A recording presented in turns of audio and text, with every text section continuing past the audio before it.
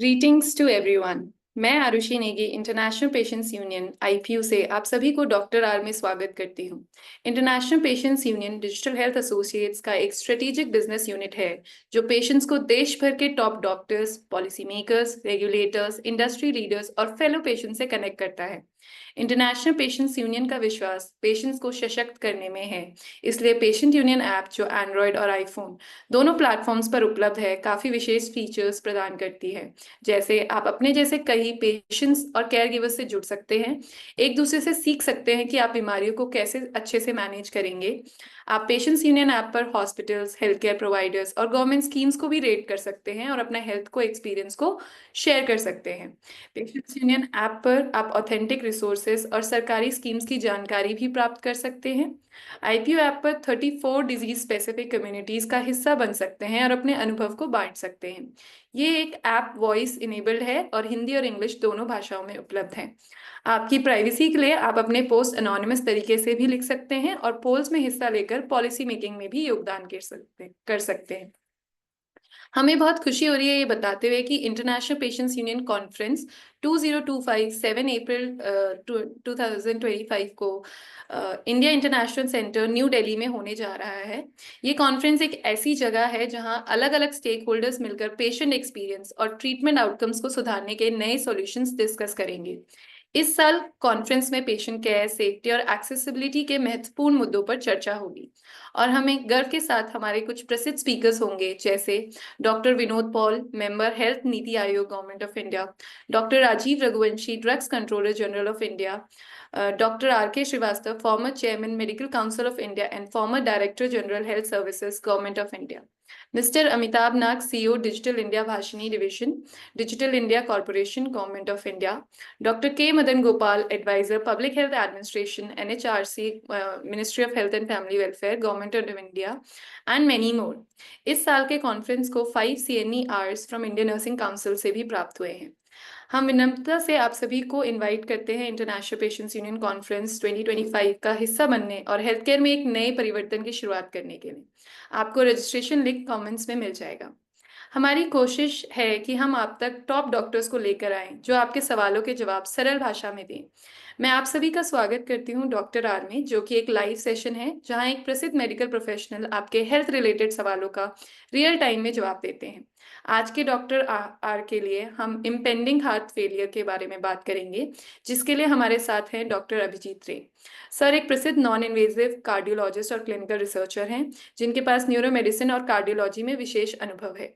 उन्होंने अपनी MBBS West Bengal university of health sciences से की है और फिर MRCP UK royal college of physician से करी है और साथ ही fellowship in heart failure management Harvard medical school से पूरा किया है।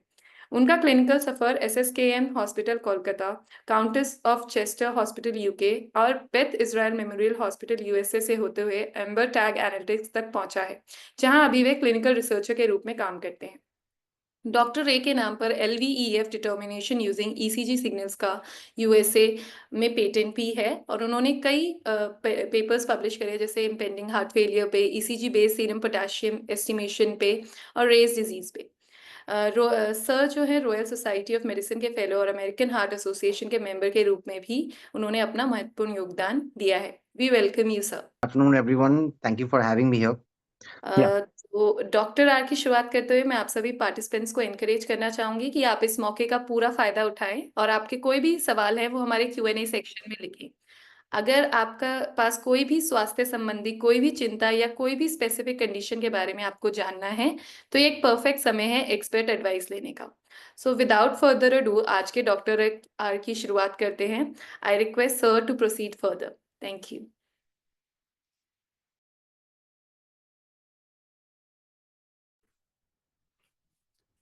Yeah, hi, everyone. I'm Dr. Abhijit Ray, a cardiologist and a heart failure specialist. Apart from my clinical work, I also work as a chief scientific officer for a company called HAIF, which is AI in heart failure. And today's topic is impending heart failure, which was not possible to imagine a few years ago. But now, with the help of artificial intelligence in healthcare, it is a reality. So a few points on heart failure before we go into the main topic. Heart failure is basically a critical syndrome which is characterized by the heart's inability to pump enough blood to meet the body's demands, which means to say that the heart is pumping blood, but it is inefficient pumping. So the arterial blood, the oxygen rich blood, cannot reach the tissues as per the demands of those tissues. It has a prevalence of 64 million patients worldwide, which is almost 2 to 3% of almost every population. It is one of the leading causes of hospitalization across the world. And it has a very high mortality rate despite advancements of treatment. There have been many advancements in both medical and surgical managements of heart failure, and yet the mortality rate remains very high. It is so high, the heart failure mortality rate, that deaths from heart failure is actually more than all the cancers put together. Now, if we come to the diagnosis of heart failure, how do we diagnose it? The first thing is the clinical signs and symptoms. The patient comes in and they talk about what they are facing, like shortness of breath, chest pain, palpitations, these fatigue. These are some of the common symptoms of heart failure. We send them for a chest X-ray, then we do a 12-lead ECG, an echocardiogram, and then blood tests, an entire panel of which one of the most important ones are NT-proBNP. Now, once the heart failure is diagnosed, then we go on to classify that heart failure. The first classification remains the heart failure with reduced ejection fraction. Now, what is ejection fraction? That is the percentage of blood which can be ejected out of the ventricle with each contraction. So the first classification is heart failure with reduced ejection fraction, where the LVEF is less than 40%.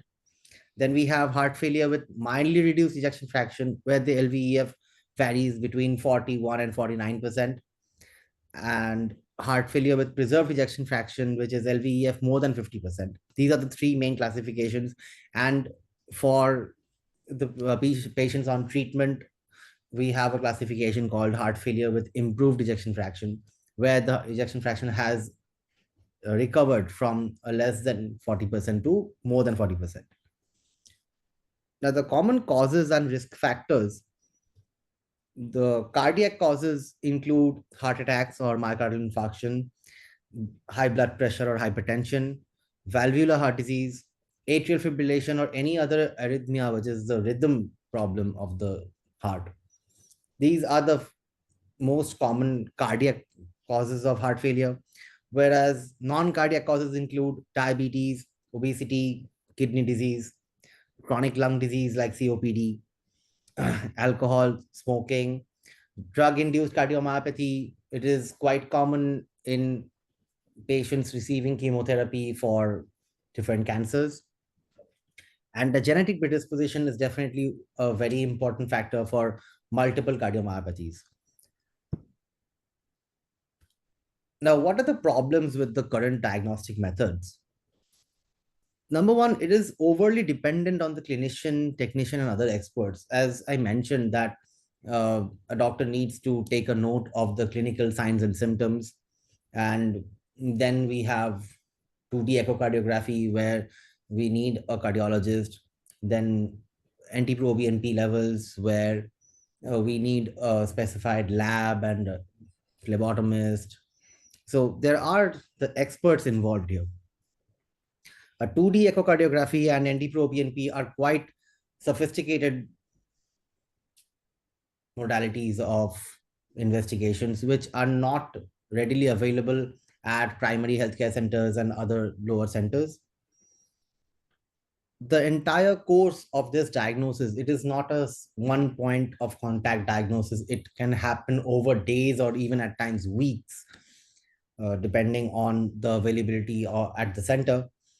So it is very time consuming and expensive as well, both 2D echocardiography and NT-proBNP, which are the hallmarks of diagnosis in today's world. They are quite expensive.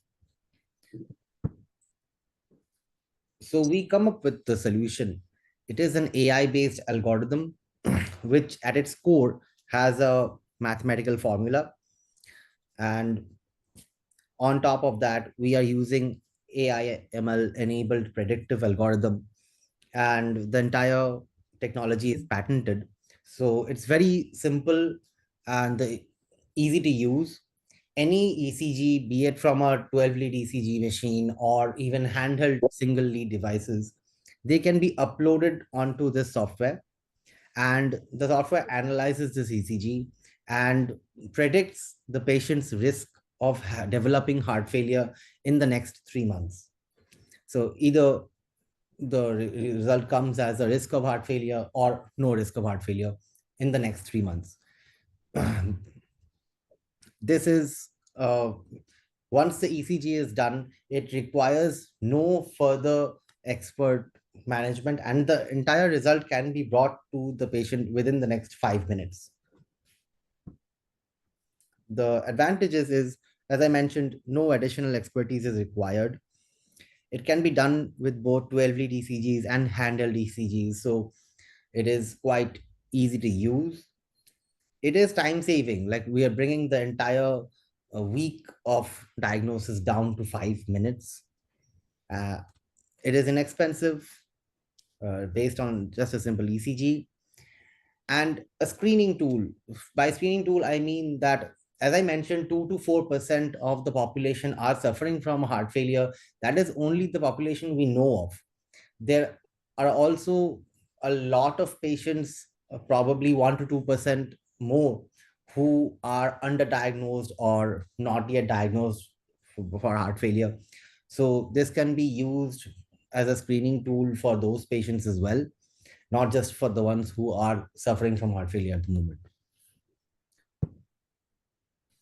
So what we've done is 159 patients were taken during clinical trials, 338 patients during the post-patent trials, and more than 21,000 patients data was validated from the Framingham Heart cohort.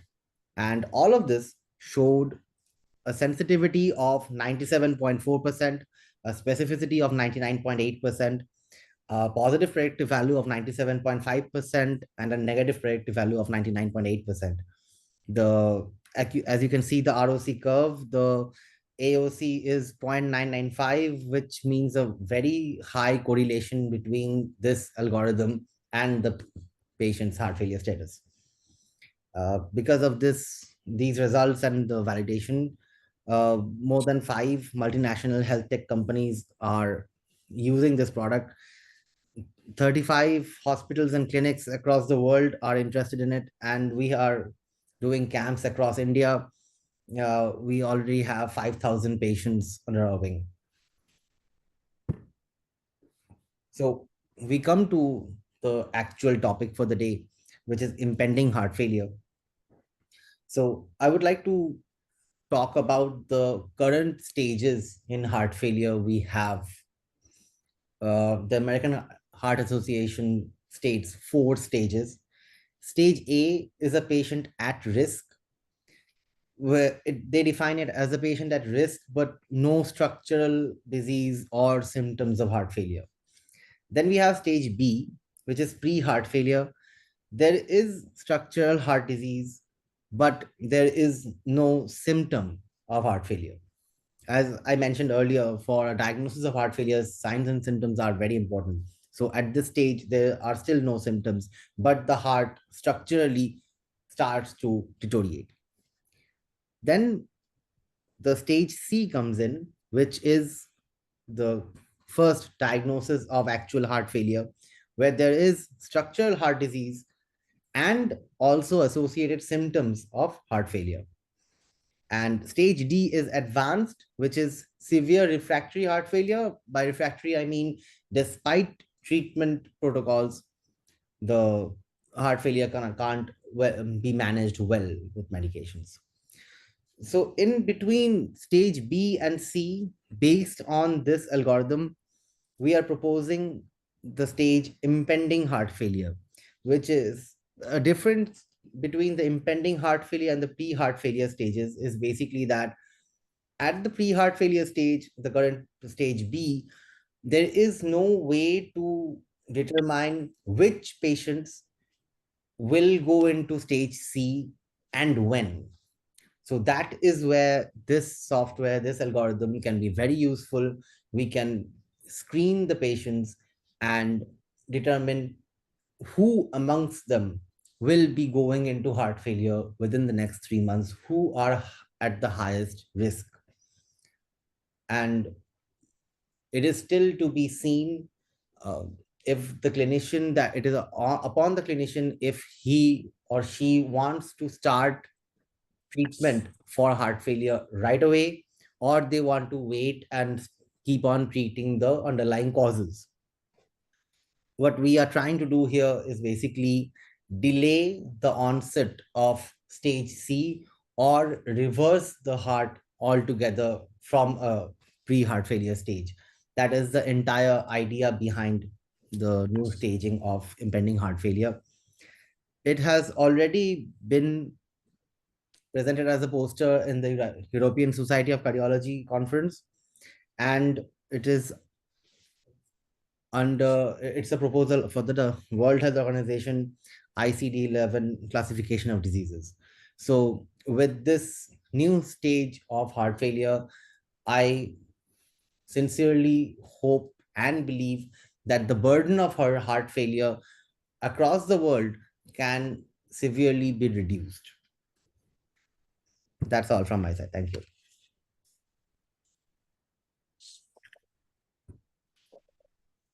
Recording in progress. Thank you so much, sir. So I think there's some echo. Okay, so we'll just open the forum for questions now. So Sure. I'll just ask the participants to put in their questions in the chat, in the Q&A box, and I'll take up the questions and then you can answer. Sure. Sir, I'll just take the first question. So the first question that we have is, at what age should we do heart-related tests such as stress test? So basically, there is no single uh, age where the heart disease is, you know, it is more common above 45 to 50, but even younger adults nowadays are having heart disease. So ideally, anyone above 35 years of age should be tested at least once a year. But I would say that anyone having any symptoms, chest pain, palpitation, shortness of breath, swelling of feet, fatigue, should get tested immediately. Thank you, sir. So the next question that we have is, has COVID added to the heart problems as we continuously hear about young people getting heart attacks? Yeah, that is one of the problems with long COVID, which is a prolonged effect of the COVID thing. But what I would suggest is not to think about it too much, since there is not much we can do about that part. But again, just get yourself tested and keep on top of a healthy, heart healthy lifestyle. That is the best we can do, even in the post COVID syndrome. So the next question that we have is, how does the AI model ensure accuracy and minimize false positives and negatives in heart failure prediction? What type of data is used in the training of AIs? So basically, what we do is the basic code of this algorithm was a mathematical formula. So the AI part, basically, the mathematical formula gave us the ejection fraction from the ECG, and from there we added the AI algorithms to ensure that we can give a predictive value of 3 months. And the algorithm was perfected with the clinical trials and with the Framingham heart cohort data of 21,000 patients, as I have mentioned. So the next question is, what are the latest advancement in the treatment of heart failure? So, okay, I don't want to get into that directly because that is a purely medical topic. But yeah, there are many surgical, medical, and even counseling treatments which are being done. For example, the rehabilitation, how to cope with heart failure, all these things which were not previously in vogue, these are all being used at the moment. So heart failure management has come a long way, and but still we have a long way to go. So the next question is, how is heart failure different from cardiac arrest? So that is a very interesting question. Many people get this confusion between cardiac arrest, heart failure, and heart attacks. Heart attack is basically where there is a clot in the vessel where the blood is not able to reach the myocardium or the tissues of the heart post that clot. Cardiac arrest is the a stoppage of the electrical activity of the heart, whereas a heart failure is reduction in the pumping action of the heart. These are three very different diseases. So the next question that we have is, as a 23-year-old, how can I ensure a healthy heart to avoid heart failure? So, uh, fat restricted diet and exercise are two of the best things. Water, healthy water intake, and healthy sleeping patterns. So the next question that we have is, what are the main limitations of AI models in predicting cardiovascular diseases? So, one of the main limitations which I feel personally is that while the AI can help reduce time and also can take in a lot of information at the same moment, it cannot correlate the clinical to the investigative reports as well as we can do as doctors, uh, like human beings. So that is, I would say, the biggest drawback till date. So the next question that we have is this service started providing in all over country in India? Yeah, we have it all over India. So the next question by Priyanka Patel, I think it's similar to the one previous, is COVID increases the rate of heart attack in adults. So I think we have Yes, yes, answered. definitely. So the next question that we have is, how is gymming and smoking related to heart failure? Smoking has a wide array of effects on the heart, starting from increased risks of blood clots to reduction in the time, increase in the time of healing, and also myocardial fibrosis, which is again a different sort of type of healing of the heart uh, from any small injury. All these impact negatively, leading to heart failure. Whereas gymming is like the cardiovascular exercises, they are definitely pro heart health. So what they do is get the basically improve the circulation of blood so that the heart muscles are strengthened, and there is a reduced chance of heart failure. So the next question that we have is, what dietary or lifestyle habits I should adopt to manage the high cholesterol levels?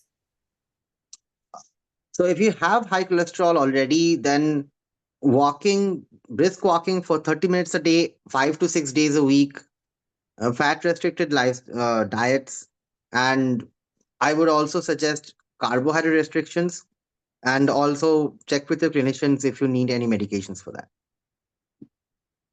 Sir, another question on the similar lines, like how important is lifestyle modification in preventing heart failure and what specific changes are most beneficial?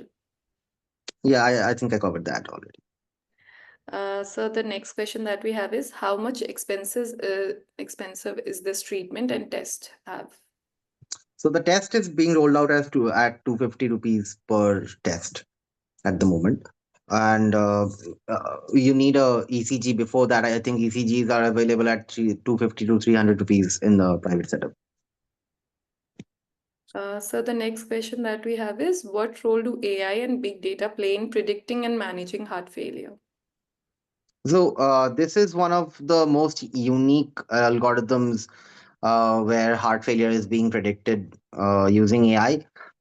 There are a few other companies who are working on assessing electrocardiograms like ECGs to predict other heart diseases like heart attacks and cardiac arrests and all that. But heart failure, I think this is the only product in the market as of now. And um, as I mentioned, the clinical and investigative reports, this correlation is the only thing which is lagging in artificial intelligence. For that, just consult a doctor and he will be able to give you the best idea. So the next question that we have is how do I differentiate between normal fatigue and heart failure related fatigue?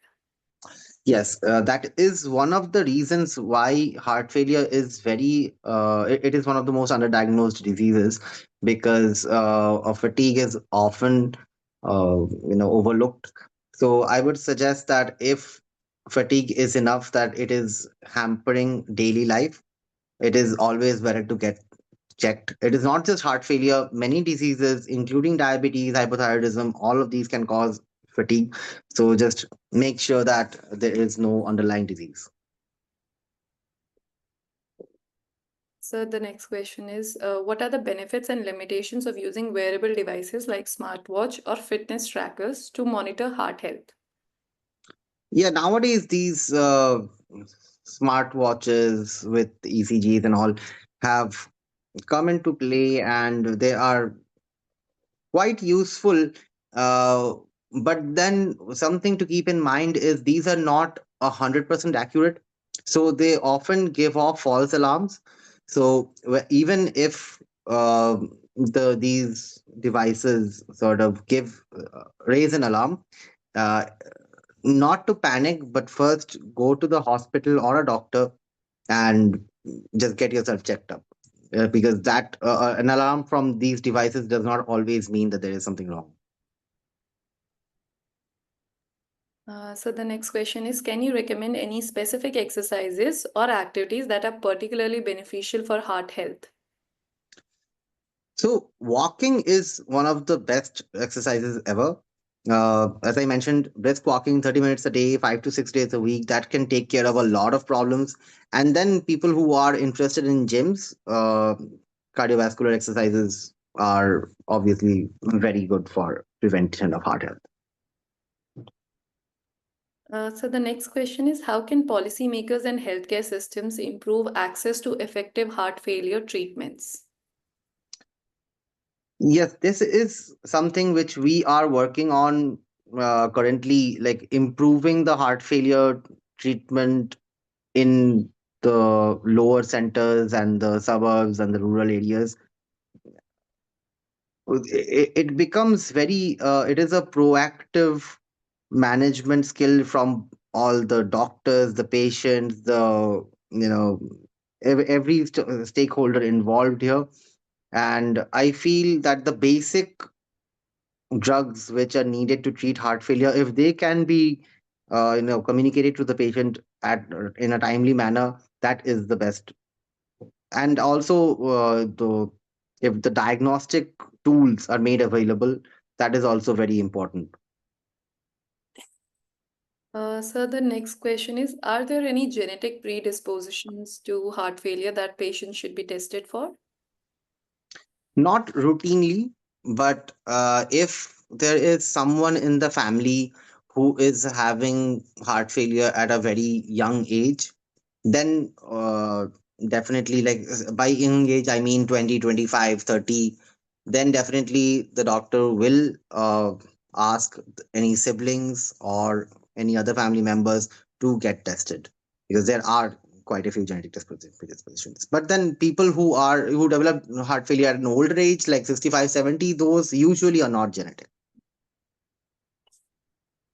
So the next question is, for someone with a family history of heart disease, what proactive steps should be taken to reduce risk? It's the same as I mentioned, heart healthy lifestyles, uh, low carbohydrate and low lipid diet, and exercises, and water, sleep, cessation of smoking, low alcohol inputs, all that. So the next question is, are there any early warning signs of heart disease that people often overlook? So fatigue is one of them. Another is hypertensive patients have this headache, which people often overlook, and uh, they think it's from stress, or they go to an ophthalmologist for getting their eyes checked. All this, but if you're getting recurrent headaches, then I would suggest get your blood pressure checked first. So the next question is, can wearable devices and digital health tools play a role in early detection? Yes, definitely. Nowadays, all the research is now shifting from uh, traditional investigative models to models where patients can diagnose or at least have a idea of what's wrong with them themselves. And though these devices are not very accurate as of now, I think they have a 80 to 85% accuracy rate. But I think we are improving day by day. So the next question is, do we have any heart-related diagnostic guidelines in India as we have in abroad? So we usually follow the European Society of Cardiology guidelines in India. We don't have a specific guideline. We have one, but even in private and corporate hospitals, we prefer using the ESC guidelines. So the next question is, are there any supplements or vitamins that can help support heart health? Vitamin B12 and vitamin C are one of the two most important supplements for heart health. And apart from that, but it is not to be confused with the fact that if someone is having a very you know sedentary lifestyle with fatty foods, and then they just take a vitamin and then the heart health is fine, that does not work. So the next question is, how can someone with a heart condition safely start or maintain an exercise routine? Yeah, so the exercise for a diagnosed heart patient will depend on a lot of factors, which the clinician can basically guide better. There is no bracket therapy here. It is person to person that like what heart disease he or she has, what severity he or she has, and any other comorbidities along with that. These are multiple factors which in affect the exercise regime. So the next question is, can heart failure be reversed? That is the entire point of impending heart failure. And but currently, once a patient has gone into heart failure, it is very rare that the patient is reversed. But yeah, we are trying to catch them early and then reverse the condition. So the next question that we have from Mr. Abhishek Kumar Singh is, can mental stress be significant contributor to heart problems, and how can we reduce it? Yes, mental stress definitely is with the growing anxiety levels and depression levels, that are obviously one a very important factor in heart health. Uh, so there are multiple ways of keeping yourself calm and reducing stress. I would suggest talking to a therapist if it goes out of hand. But in general, uh, meditation, yoga, all these things are very helpful, very, very uh, important in heart health. So the next question is it possible to recover fully from a heart attack? So, recover fully, as in the depends on how quickly the patient can reach the hospital after the attack. uh, if the patient can reach within 2 to 3 hours, there is a almost 90% chance that the condition can be fully reversed. Even if there is a delay, like 6 to 8 hours delay, then also nowadays with modern treatments, 90 to 95% of the myocardium can be reversed. So the next question is, what strategies can be employed to address the digital divide and ensure equitable access to technology-based tools for heart health management despite widespread hesitation? Yeah, so I feel promotional activities and word of mouth, these are two very important things. And uh, the negative aspect we have on these AI based tools or wearable devices, that should you gradually be overcome. And as ge- uh, as these devices sort of flood the market, I hope that we will see a shift soon into a more trusting generation. So the next question is, what immediate steps should be done if heart failure is suspected? The first thing you do is go to a doctor. And heart failure, it is most heart failures are a chronic condition. It is not acute. Chronic in the sense that it can take months or maybe even years to develop.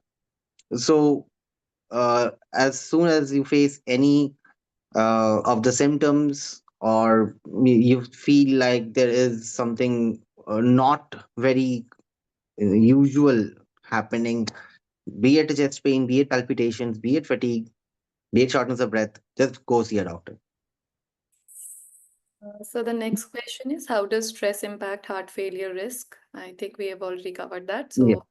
So we'll move to the next one by Mr. Abhishek, which is, how can we create a simple yet effective awareness campaign to educate people about the importance of heart health and encourage them to adopt a healthy lifestyle to prevent heart failure? I don't think there is a easy way out of it, because heart health is something which almost everyone understands that the impact of it, and yet not many people are willing to be proactive and do something about it. So it, like for other campaigns it is very, and because the main reason is, say for a malaria campaign, it is very easy because it is only for 2 3 months you have to maintain that. But for heart health, you have to keep it up for years and years. That is, I feel, where people are actually, dropping off.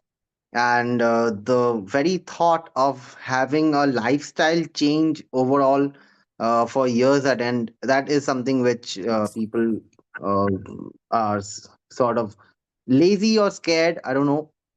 But I feel the best way is to give them very short targets, like say for 1 month or 6 weeks target, and then review and then repeat.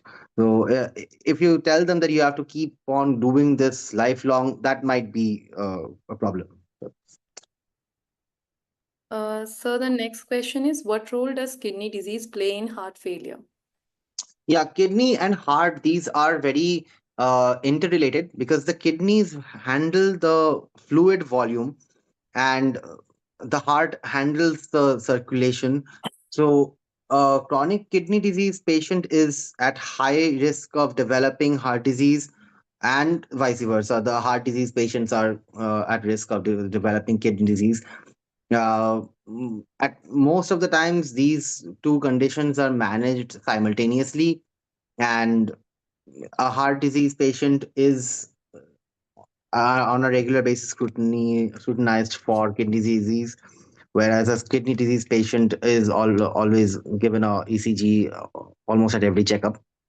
Uh, it is basically depending again on the creatinine levels, the EGFR, the clinical status of the patient. It is difficult to give a very broad bracket, but uh, for a, like as I mentioned, for a healthy individual, drinking lots of water is a very heart healthy lifestyle.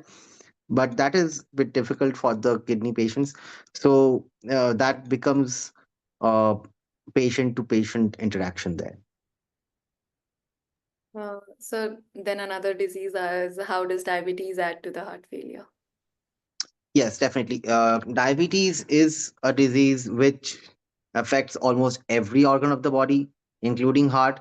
And there also, I would not be able to give you a one generalized formula for all patients, but in general, like for example, a normal individual, we would like to keep the target blood pressure uh, towards 130/80. For a diabetic patient, I would prefer keeping it lower, 120 or 110/70. So these are a few things which we do in clinical practice on a daily basis to ensure that diabetics don't suffer from heart disease. So the next question is, can high BP alone lead to heart failure? Yes, high BP is one of the leading causes of heart failure, definitely, and directly or indirectly. So what happens is when the heart is basically pumping at higher pressures than it should, the heart walls get thicker, and as the heart walls start getting thicker, they start getting more stiff, and that is one of the reasons high blood pressure patients get get into heart failure. But again, this doesn't happen over days. It takes months or years to develop. So just keeping your blood pressure levels in check will go a long way to prevent this. So the next question is, what advice would you give to caregivers supporting heart failure patients? So again, heart failure is such a varied disease. It is difficult to give any one single advice. I would prefer the caregivers note not just the heart itself, but take note of all the patient as a whole. It is a holistic therapy. Uh, it is almost like a heart failure can uh, cause effects all over the body. It's a ripple effect. Sometimes the liver is affected, sometimes the kidney is affected, sometimes the brain is affected. So the caregivers must make sure that they are, uh, taking note and minutely investigating each of the patient's symptoms and each of the patient's organs. So the next question is, what is your view on telemedicine and remote monitoring for cardiac patients? So for initial diagnosis or maybe even uh, high-end treatments like obviously a pacemaker or angioplasty, those can't be done on telemedicine, but BP monitoring and monitoring of mild symptoms or maintenance of dosages, these things can very well be done over telemedicine. And since it reduces the time of travel for both the doctor and the patient, it is quite an efficient way to go about it nowadays. So the next question is, are there any breakthroughs in bioengineered heart tissues or artificial hearts? So now that is a bit of classified question, but nothing has been uh, published yet on that. So the next question is, how is sleep medicine, CPAP therapy, circadian rhythm studies influencing heart failure outcomes? So obstructive sleep apnea is a very important cause of heart failure, which is treated by CPAPs. And so the breathing patterns during sleep, they what they cause is they reduce the blood pressure and as a result lead to heart failure. So there the reason of hypertension is the irregular sleep patterns or the obstructive sleep patterns. So mm, I mean that indirectly causes heart failure, and a treatment will not be directed only to the blood pressure itself but also to the breathing patterns. So the next one is, what is the potential or gene therapy and RNA-based therapies in reversing heart failure? So nowadays there are many newer drugs which are coming in. And gene therapy, the main problem, which I mean, it is very effective, but then the problem becomes that it can't be generalized. So, and to reach, not every center has it. So to reach that level of those advanced centers, I think they are out of reach for a lot of people. But then again, those who can reach them, and for those who like the gene This is the therapy Dr. study. Abhijit Ray. Yeah. Sir, I would just request the other person to just mute themselves. So, also, taking the next question is, are there any emerging drug therapies for impending heart failure? So impending heart failure is basically a new stage which is being, uh, you know, uh, it is being presented, and the treatment will depend on the patient's clinical status and on the clinician. We are leaving it to them for now. We won't be giving any guidelines for now, and whether the clinician wants to treat the heart failure itself or the underlying causes, that is up to the clinician. So the next one is, can digital twin technology be used to stimulate heart function and optimize treatment plans? Yes, definitely. Nowadays, that is being tried and tested, but the efficacy still remains low. So the next one is there a link between Alzheimer disease, dementia, and heart failure? Not a direct link, but then as the Alzheimer's or other dementia patients get worsen, what happens is if the caregivers are not careful, they start missing out on their blood pressure medicines and the diabetes medicines. That is one of the main reasons why Alzheimer patients and other dementia patients get into heart failure or other heart diseases. Sir, another disease we have, what is the impact of thyroid dysfunction, hypo or hyperthyroidism on heart failure patients? So both hypo and hyperthyroidism can lead to cardiac diseases, including heart failure. The two have different pathways, but then uh, hyperthyroidism can cause heart diseases faster, while hypothyroidism takes its time. But then the end result is the same. Uh, but the thing is, thyroid dysfunctions can be very effectively managed with medications. So, keeping on top of the blood tests and regulating the dosages according to it, and daily medications should be enough. So the next question is, can controlling obesity significantly reduce heart failure rates? Yes, obesity has been seen to, like, a BMI of like 28, 29, 30 has been linked to very high cardiac morbidity ratios. Reducing that can reduce a lot of uh, like hypertension, diabetes, a lot of these factors, high cholesterol can be controlled just by reducing the heart failure itself. I mean, the obesity. So the next question is, how do HIV and other chronic infection increases the heart failure risk? So HIV itself does not increase heart failure risk, but what HIV does is it reduces the body's immune response, and with that comes in a lot of infections. So opportunistic infections, which usually do not affect the healthy individual, those start affecting the HIV patients, and many of them can infect the heart as well, leading to infective endocarditis or heart failure. So we have another disease, which is whether COPD increase the risk of heart failure, chronic. Yes, definitely. COPD and COPD has a very unique tendency of causing right-sided heart failure. So most of the heart failure we're talking about starts on the left side and then gradually goes onto the right side. But COPD, what happens is the left side of the heart is comparatively normal, while there's a backflow of blood into the right side, causing a right-sided heart failure. But that is definitely a very high possibility.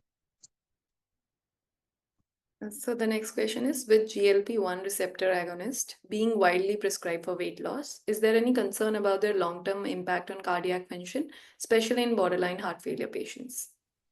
So, yeah, nowadays many people are doing, prescribe these drugs, and many of them are taking it willingly for obesity management. Uh, but GLP-1 agonists have been in vogue for a long time for diabetes management.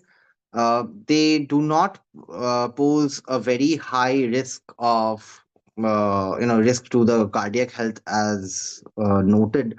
But then there are patients who will suffer from uh, side effects and adverse reactions, though rare. But any problem you get with any drug, not just this, any drug, you should talk to your clinician.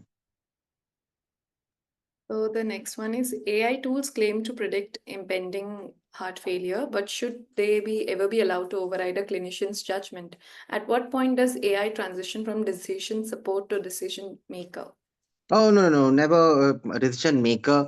It is just a guideline. It is a skeletal tool, a laser pointer for the clinician. It is never a replacement of the clinician himself. So it is just like an aid, a tool which the clinician can use, an extra set of information. It in no way can replace him altogether. So the next one is, if an AI model misclassifies a patient's risk, leading to either unnecessary hospitalization or a misdiagnosis, who is liable? The developer, the physician, or the hospital? Yeah, that is a very interesting question, and I personally feel that no patient, as I mentioned, should be hospitalized only on the reports of an AI based algorithm. So once the AI raises an alarm, the clinician should do his or her due diligence before starting any form of treatment. So the next one is by Mr. Abhishek, which is, thank you so much, sir, for these needful information. Can you provide us with 5 simple and effective tips that people can incorporate into their daily lives to keep their hearts healthy and live a better life? This would also Yeah, be, that I mentioned already, I think. yeah, I Uh, already covered that part. But if you could just give them a little reminder, just 5 so, tips. one is obviously a fat restricted diet, uh, exercise regularly, sleep patterns, and cessation of smoking and alcohol. That should be enough, and drink lots of water. Thank you so much, sir. I think with this, we have covered a lot of questions and we have covered everything. So, thank you so much for sharing your invaluable insights with us today, for answering with such a wide range of questions that we had. Your expertise in the impending heart failure and your detailed response have provided us with deeper understanding of how we need to integrate all this into our health and wellness practices. और साथ ही हमारे सभी participants को भी मैं धन्यवाद करना चाहूँगी आपके एक्टिव पार्टिसिपेशन और थॉटफुल क्वेश्चन से आज का सेशन और भी एंगेजिंग और इन्फॉर्मेटिव बन गया है। हम उम्मीद करते हैं कि आपको जो भी इन्फॉर्मेशन मिली है वो आपके हेल्थ और वेलनेस को मैनेज करने में मदद करेगी। अगर आपके पास और भी सवाल है तो आप हमें office@patientsunion.org पर भी लिख सकते हैं। और इंटरनेशनल पेशेंट्स यूनियन कॉन्फ्रेंस जो कि 7 अप्रैल 2025 को आईआईसी न्यू दिल्ली में हो रही है, आप हमें ज्वाइन कर सकते हैं, जहाँ पे टॉप पॉलिसी मेकर्स और पेशेंट्स एक साथ मिलेंगे। Thank you once again for being with us today. We look forward to seeing you at our next Doctor Hour. Have a wonderful evening ahead. Thank you so much, sir. Thank you.